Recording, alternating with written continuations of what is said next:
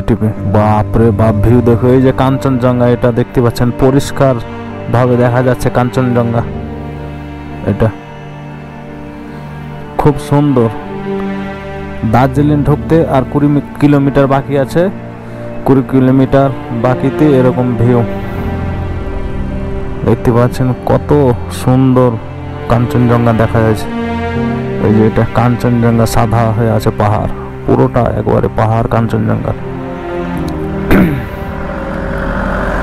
सत्य अमायिक view एकबारे। Hello, आप मुर्शिदाबाद से? यहाँ पे एक तो फोटो सेल्फी तुल दो यहाँ से।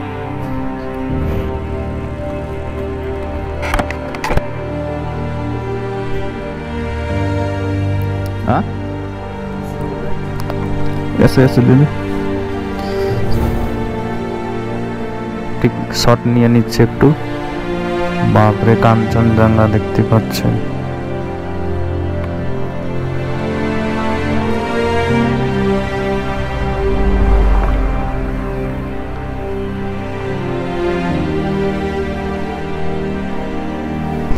আর বেশি নয়, 13-14 কিলোমিটার রয়েছে দার্জিলিংয়ের।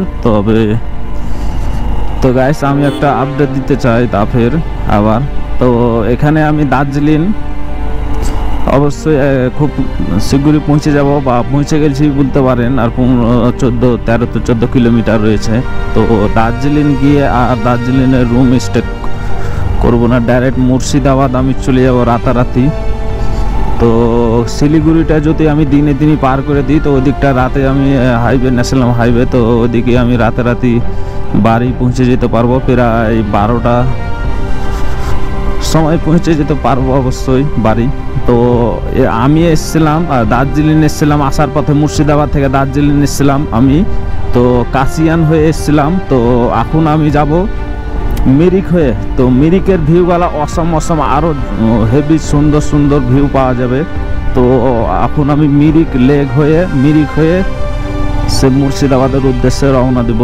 তো এটাই ছিল আপডেট। তো মদ চেঞ্জ হয়ে গেল। নেপাল বর্ডারটা আরও একদিন অন্য সময়, মুর্শিদাবাদ থেকে আমি রাইটে আসব। তো অন্য সময় অন্য একদিন নেপাল বর্ডারটা দেখে নেব। তো এই ট্রিপে আর হলো না সেটি নেপাল বর্ডার। তো দেখা যাক, চলুন দেখতে থাকুন। এটাই আপডেট ছিল আমার। তো চলুন দেখতে থাকুন। এখনও 12 কিলোমিটার রয়েছে সেই দার্জিলিং পৌঁছাতে।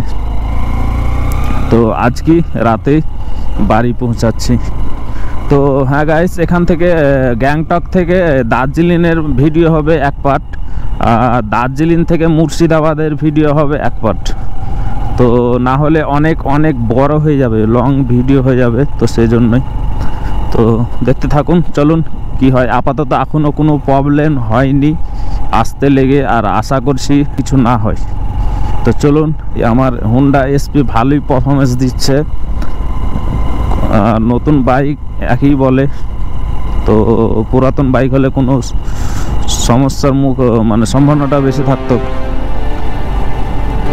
তো চলুন দেখতে থাকুন।